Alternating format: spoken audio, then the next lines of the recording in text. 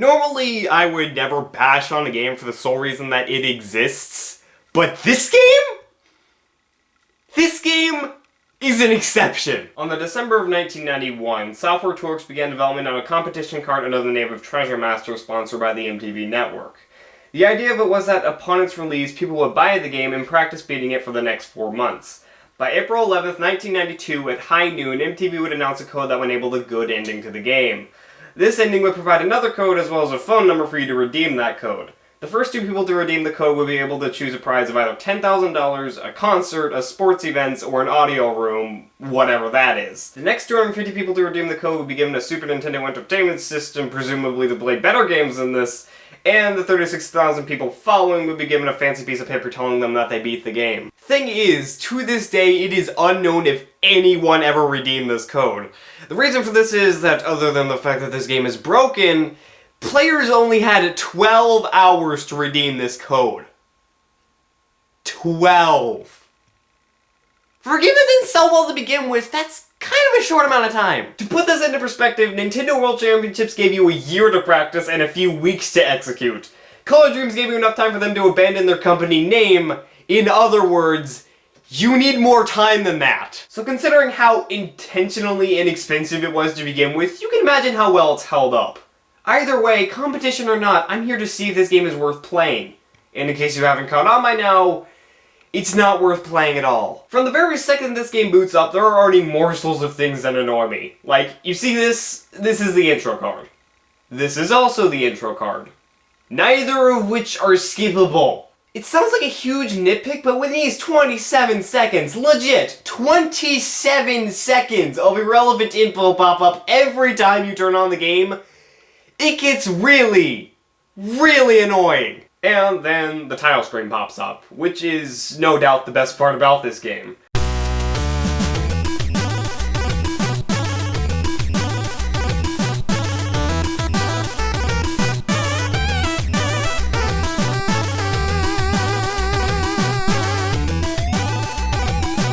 Being the third Tim Fallen game I've reviewed straight, it's easy to see that his astounding work never really shined through to make a game well known. Alright, game on and wait! What is this? This walk cycle is so amazing! Who walks like this? Nobody walks like this! This is amazing! It may be minimal, but it's honestly so amusing in such a stupid way! I don't even care anymore, review over!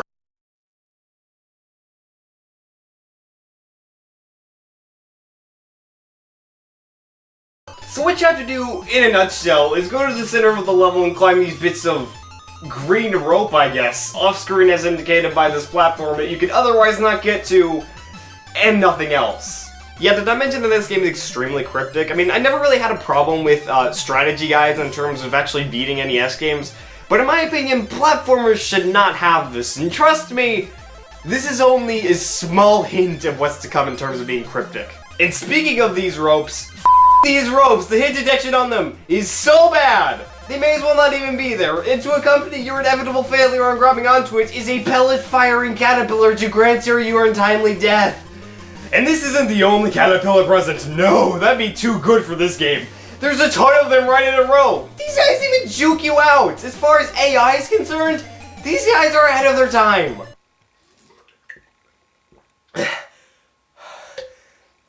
Anyways, once you get up this rope, you're greeted with these random boots just sitting here.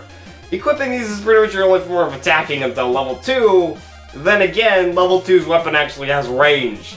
These things only give you the ability to kick caterpillars in the face, which I totally failed to see why you would need special boots in order to do so. In other words, these boots are totally irrelevant. They're just normal boots, okay? Are you happy? After that, you're greeted by what I can only assume to be the world's most intelligent bridge and some annoying caterpillars. Also, these guys. I'll just call them genetically altered mosquitoes. You have a better name? Trust me when I say you'll come to hate these guys. After you Rambo your way through this section, trust me, there's no other way to do it, you'll come across this bomb. You need this bomb to make the game longer, okay? There's no other explanation. In all seriousness though, you need this bomb to blow up this stuff all the way on the other side of the map.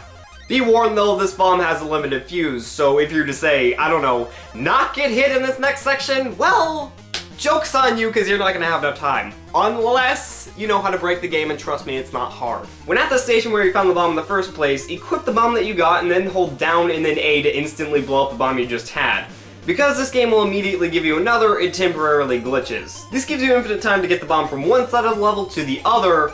The caveat to that is that you can now only have the bomb equipped, meaning that you can't attack anything in between, making this glitch irrelevant for the most part. And trust me when I say, you need the crappy boots in order to get past this next part. Remember that hallway leading to the Grim Reaper in Castlevania? You know, that one that everyone rage quits on?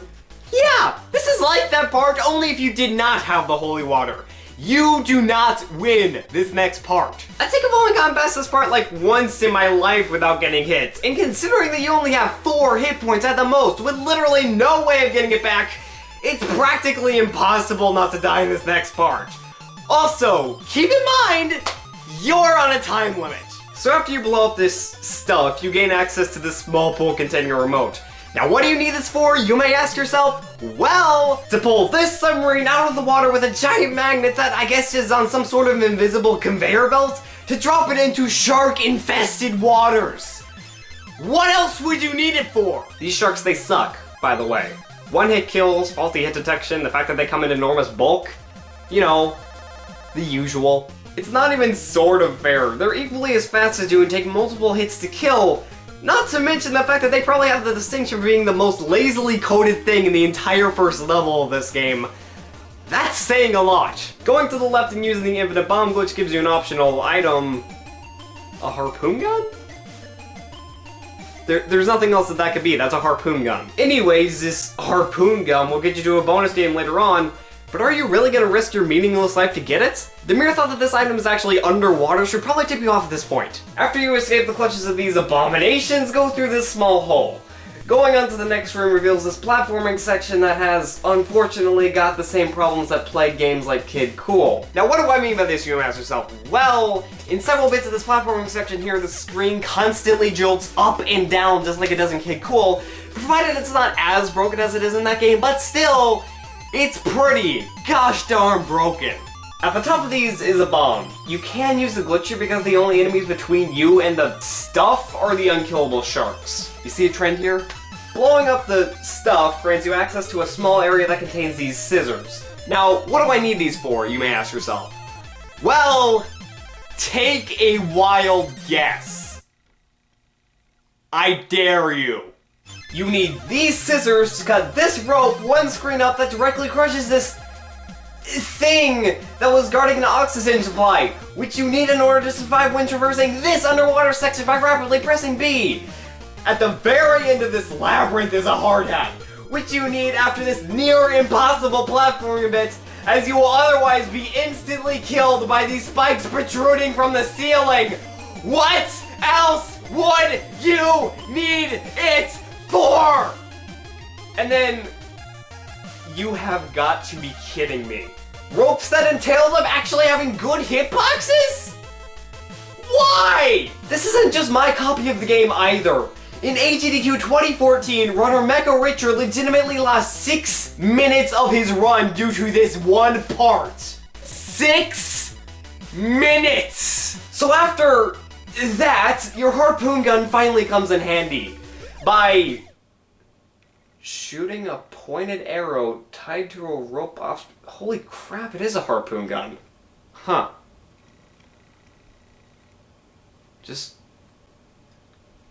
Huh.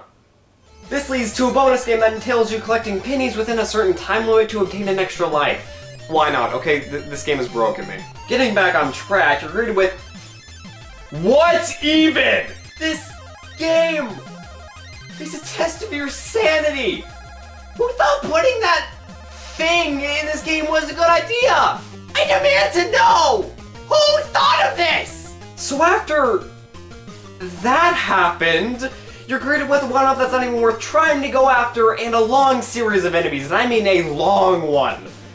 Again, there's no way to go about this other than to Rambo your way through, and then the final stretch of the level. All that's in your way now are these two genetically altered mosquitoes. And this is where I get lucky.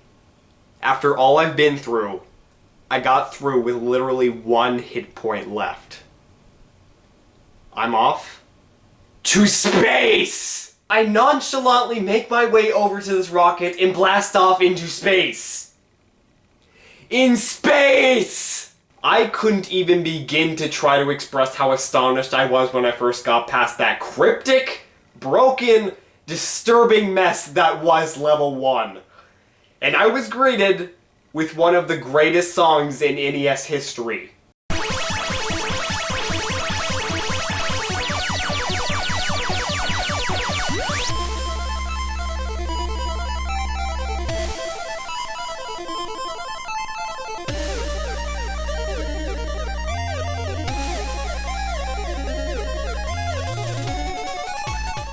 With all the gratitude in the world, I make my way over to the weapon. The weapon with range! Feast your eyes upon your ender! Yes! So, after I ceased my dance of joy, I go underground as it's where the majority of the items are in this level, so I found a key. Glitched through the wall, and then I died. You may think that the password system in this game would allow you to go straight back to level 2. No. You may think that using a Game Genie would allow you to get something like extra lives. No. Using a Game Genie crashes this game.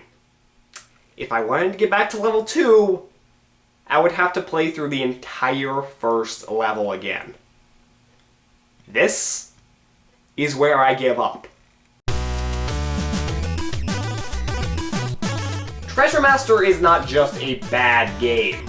It seems like a game that intentionally tries to get on your nerves. But the thing that ultimately makes this game cringeworthy is that it could have been good. If it were to be play-tested, polished, made less cryptic, made less difficult, made more accessible, and generally put together more sufficiently, I could see this game being not only decent, but one that I genuinely like playing. But since it's none of those things, it goes down in history as one of the worst games I have ever played. It's that bad. So considering this review's magnitude, it's pretty safe to assure that I'm not gonna have many reviews like this ever again. But that leaves one question. What game to review now?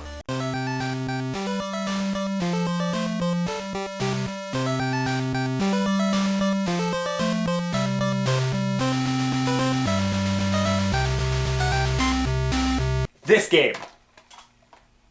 This one right here. Okay? So, don't ask.